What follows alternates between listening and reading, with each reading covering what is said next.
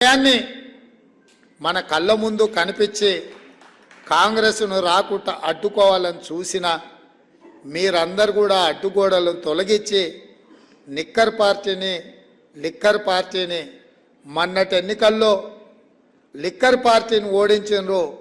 రాబోయే పార్లమెంట్ ఎన్నికల్లో నిక్కర్ పార్టీని కూడా ఓడించడానికి మాకు అందరికీ అండగా ఉండాలి అని కోరుకుంటున్నా.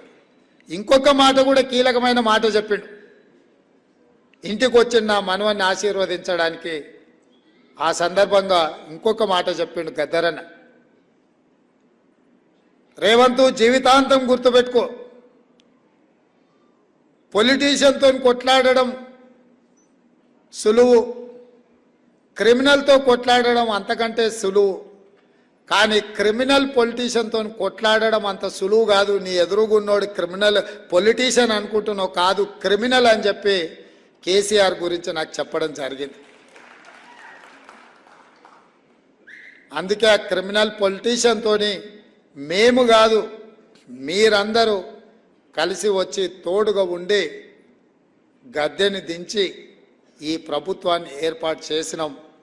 ఇవాళ ఏ పని చెయ్యాలన్నా దాన్ని అడ్డుకోవాలన్న ఆలోచన తప్ప ప్రతిపక్ష పార్టీగా ప్రజలకు మేలు జరిగే సలహాలు సూచనలు ఇవ్వడం మానేసి శాపనార్థాలు పెట్టుకుంటూ తిరుగుతున్నారు. ఇట్లాంటి శాపనార్థాలకు కాంగ్రెస్ పార్టీ ఎప్పుడు భయపడదు.